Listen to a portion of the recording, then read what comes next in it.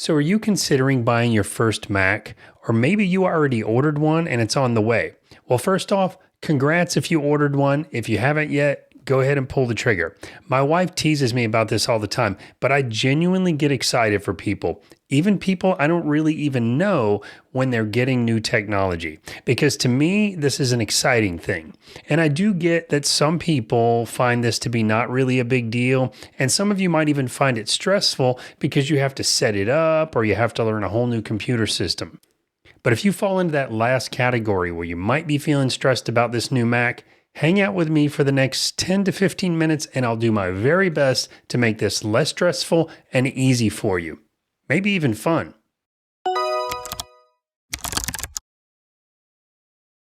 Quick intro if you're new here. My name is Dan Fox and I have been working in the corporate technology support world for over 30 years. On this channel, I like to simplify technology to help you get what you need when you're shopping or maybe trying to decide on a purchase, but also to help you use the technology that you've already purchased or that you already have. I like to help you do this in a way that's easy to follow without getting too deep into techie talk. So, about that new Mac, we're going to keep it super simple here to walk you through getting things going. And if I get good feedback from this video, then I'll make another one to get deeper into some of the other things that you can do on your Mac. But just know that for now, I'm going to get you rolling with how to get your new Mac set up right out of the box, the basics of using Mac so you can comfortably log in anytime you want to get to using it. I'm going to show you how you can get applications on it so you can work on things like documents, spreadsheets, and presentations. Now, if you get to the end of this video and you decide you would like to find more things you can do with your Mac right away, I will provide a link in the bottom of this video to a couple other videos I've made that will show you how to do things like send and receive regular old phone calls to and from your Mac, how to send text messages to and from your Mac, and various other features that are really practical and very useful. So when you first get your Mac and you take it out of the box and plug it in and turn it on, or just open the lid if it's a MacBook, you're going to be greeted by the welcome screen or the hello screen. It will keep changing languages until we get to that part, but for now just hit continue. Here's where you select your language and then hit the arrow down here on the right. Then you're going to select your country or region and hit continue. Now this screen is called the Migration Assistant, and it's going to give you various options based on whether or not you're importing data or information from a previous Mac or from a Windows computer in the interest of keeping it simple. And assuming this is your first Mac and you're setting it up as new, that's what we're going to select right at the bottom, set up as new. And once more, hit continue in the bottom right. If you are going to use the Migration Assistant, the prompts will walk you through the process. Then you can come back to this video after and I'll walk you through how to use the Mac. Now for those of us that hit Setup as New, here you'll be given specific accessibility settings for your vision, your motor skills, your hearing, or other cognitive needs. And while each of these sections will walk you through it, if you're not sure you want to get into this just yet, you can always come back and change these settings later. For now, we're going to select Not Now in the bottom right-hand corner. Next, you'll have to select the name of your own Wi-Fi signal, hit Continue, type in the password, and then select the Join button. You will have to select Continue again at the Data and Privacy page. And now, here we are at the page where you set up your Mac account. We're going to connect this to your Apple iCloud account during setup, so there's really no need to select one of these little faces because it will just switch over to your iCloud photo anyway. You're just going to put in your first name, your last name. It will automatically populate the account name, although you can change this. Type in the password you would like to use for your Mac. It will make you type that in again to make sure there was no typos. You also have the option to put in a hint if you think you may forget your password. And then make sure you keep this bottom box checked. And just to keep it simple here, just know that keeping this checked here will allow you to log into your Apple account from anywhere and change the password on your Mac should you accidentally lock yourself out. Now, the next thing you're going to do is sign into your Apple account or your iCloud account. They're actually one and the same. Now, I'll keep this short for now, but an iCloud account essentially controls everything with Apple, including synchronizing data between devices and making purchases from the App Store. Everything associated with your Apple devices is tied to your iCloud account. And if you already have an iPhone, then you already have an Apple iCloud account, and you're going to sign in with that same account here on your new Mac. Now, if you don't have an iPhone and you don't have an iCloud account, this is where you're going to go through and set that up. And your Mac will walk you through the process. It's very quick and simple. Part of that setup process will require you to give Apple your phone number so that they can send you an authentication text to make sure that it's you and this new account setting up this new Mac. For those of us that already have an Apple iCloud account, you're just going to log in with that. As soon as you do, you'll get a notification on your other devices, typically your iPhone, but in this case, an iPad because I'm using my iPhone to record this video. You're going to verify that that is in fact the email address for your Apple account, that the location is correct, and then you're going to hit allow. After that, it will give you a code that you need to put into your new Mac to authenticate your Apple iCloud account. On the next screen, you're simply going to select this little checkbox in the bottom left-hand corner and then hit agree to the terms and conditions. And then you have a little bit of a pause in the process while your account is set up on the Mac. Now, depending on which Mac you have and which keyboard you're using with it, here you may get an option to set up Touch ID. You definitely want to do this. Not only does it make it easier to log in with your fingerprint, but it also allows you to make secure purchases with your Mac using your finger. And if you ever had an old iPhone with Touch ID, this is a very similar process. The Mac will walk you through it. Next, it'll give you an option to set up Apple Pay. And while I do recommend using Apple Pay, for the simplicity of this video, we're going to hit setup later. And hang in there because we're almost there. One of the last steps is selecting whether you want light mode, where everything is mostly white on screen with black text, dark mode, where mostly everything is black with white text, my personal favorite, or auto, where it will switch to light in the daytime and dark at night. And last but not least, it's going to automatically default to do automatic updates on the Mac. I recommend leaving it at this. It's the most secure way to run your Mac, especially if there are security updates that come out. And one last continue. And we're finally here with a fully set up Mac. To get started, select Get Started. Okay, so now that you've made it through the initial setup of your Mac, I'm going to walk you through the different elements on the screen, what they're called, and what they do. And there's multiple ways to do what I'm going to show you today, so you may see other people on videos or in real life performing the same function in a different way, like shortcut keys or whatever. I'm not going to do it that way today to keep it super simple. Now, once you've gotten into your Mac, it should look very similar to what I'm seeing here on mine. The biggest differences you should notice is obviously the location, and I've changed mine for my privacy here. Also, you'll notice this dot on mine up here and this app running down here. You can ignore that. That's just the app I'm using to record the screen to make this video. Now, you certainly don't need to remember the names of all the sections of the Mac interface that we're going to go through, but it is good to have some idea, especially if you're ever talking to someone about your Mac, like a technical support person. Now, this main section on the screen is called the desktop. Over here, these three panels, these are called widgets. Up here across the top, this whole thing is called the menu bar.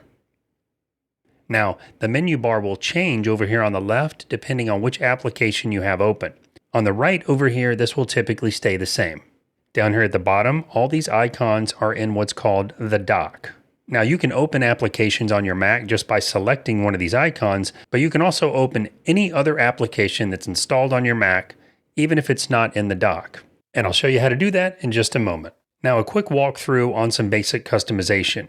If I want to change out which widgets are here, all I have to do is put the pointer over in this section and either right-click on my mouse or two-finger click on the trackpad. A menu will pop up and I'm going to select Edit Widgets. Here, the library of available widgets will pop up.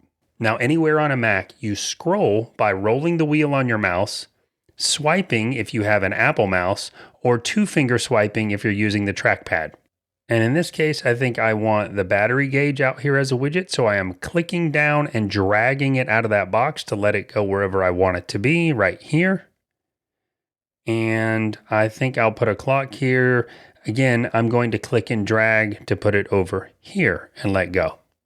And let's say I wanted to get rid of that one and that one. When I hit done, there you go. There's my new widgets on screen. Now, each one of these does something different when you click it. For example, if I click the clock here, it's going to open the actual app that shows the world clock. And this is a good opportunity to tell you about these three dots. They're in every Mac app. It's like a stoplight. There's a red X, a yellow minus sign, and a green double arrow. The X will close the app. So now the app is closed. But what if I would have hit the yellow button instead? It will minimize the app, and you'll notice that it whooshed down to this area right here. That means the app is still open, it's just not on screen anymore. Clicking down here again brings it back up. And this is the way every app works on a Mac. If I hit the green button up here, the app will go full screen. So now it's taking up the whole screen. But now you'll also notice that those 3 colored dots went away up at the top. To get them back, just hold the mouse up to the top of the screen. You see the menu bar again. You see your colors again. You'll notice the yellow one went away. That's because I'm in full screen. If I hit this green button again and I go back to a windowed interface, I now have the yellow button again. Now, if you hover your mouse over the green button, you'll see that you have options to move and resize things. So for example, if I know I want this world clock app to take up the left side of the screen, I can just click that and it will split right down the middle. This is especially handy if you want to have multiple apps on screen at the same time. I'm going to come down here and I'm going to click on Safari, which is the built-in internet browser from Apple. You'll notice that it opened right over top of the World Clock app. But if I go up here, when this pop-up comes up again from the green button, if I push this side this time, now it just squeezed over to that side and now I have these apps side by side. For now, I'm going to close out. But real quick here, if you're finding any value in this video, please consider giving it a like or subscribing to my channel. If you like content like this, I upload a new video every week. I really appreciate it because it really helps my channel. Now I'm going to show you how to quickly add or remove apps from the dock. So for example, let's say I don't want the Maps app to be in the dock down here. All I have to do is either right mouse click on it or 2-finger click on the trackpad. Then select Options, Remove from Dock. Now, even though it's been removed from the dock, note that it still exists on the Mac and you can still use the Maps app, you just don't have the shortcut for it on the dock. To do that, we go up here to Search in the upper right-hand corner. I'm going to hit Search. I'm going to type in Map. There's Maps. All I have to do is click it and it'll open the Maps app. For now, I'm going to hit the Escape key on the keyboard to get out of Search and Escape one more to make it close out. But how do we add applications to the dock? To do that, we have to use what's called Finder. Finder is basically the filing cabinet of a Mac. It shows all the folders and all the files. So I'm going to open Finder. It does look a bit busy. Don't get overwhelmed here, but it will start with your recents on the left. And I have mine blurred out because I've been working on some confidential documents and they're now in my recents. If your new Mac is your first Mac, you may not see anything in here. In any case, I'm going to go down to Applications on the left and select. Here I have a list of all the applications that are on my Mac. So for example, let's say I'd like to have the Chess app down here in the dock. All you have to do that is you have to click it, and then you have to press and hold either with a left mouse button or just press and hold on your trackpad, drag it down to where you want it on the dock, and let go. Now I've got the Chess app in the dock. Now, one of the things I mentioned at the beginning is how you're going to work on documents and spreadsheets and things like that. Assuming you're familiar with Microsoft Word, Excel, and PowerPoint, Apple actually provides their own version of these, and unlike Microsoft, they're absolutely free. Now, Apple's version of Microsoft Word is called Pages, Apple's version of PowerPoint is called Keynote, and Apple's version of Microsoft Excel is called Numbers. Again, you don't have to remember all this. I'm going to walk you through how to get those installed for free on your Mac. Now, you can still install the Mac version of Microsoft Excel, PowerPoint, and Word if that's what you need to use. Apple's version is an alternative, but in some cases, people need the Microsoft products. Okay, back here on the desktop, we're going to go down and click on the App Store. If you already have an iPhone, then you're probably already familiar with the concept of the Apple App Store. Very similar here on a Mac. Now, installing applications on a Mac can be done from the Apple App Store or directly from a website. I recommend going to the App Store if possible, but if the application you need is not there, then you may have to go out to the website of the developer of that application and click a link to download and install. Now, back here in the Apple App Store, I know I'm looking for an app called Keynote. So I'm going to punch up a search for Keynote in the search box here. And right here at the top, it says Keynote Design Presentations. Now, because I've had this installed before, I have a cloud with an arrow pointing down. If it's an application you've never installed before, you'll see a button that says Get. For example, right here. This one says get for this other app that I don't want to install. So for now, I'm going to scroll back up and I'm going to hit that cloud download button. You would be hitting the get button. And you may be prompted here for either your fingerprint or your password to your Apple iCloud account. But because I've already installed this on another Mac, the same reason I had the cloud download button, it's going to automatically download for me. You may have also noticed up here, there's an option for iPhone and iPad apps. You can install iPhone and iPad apps on modern Macs, but that's a deeper discussion for another day. Now I see the install progress circle here for Keynote. You don't have to wait till it's done to go to the next app we're going to install, which is right below it here called Numbers. And right below that, we're going to install Pages. So I'm clicking the link for both of these so they can install while Keynotes is still installing. And back up here at the top, I see Keynote is done because now there's an Open button.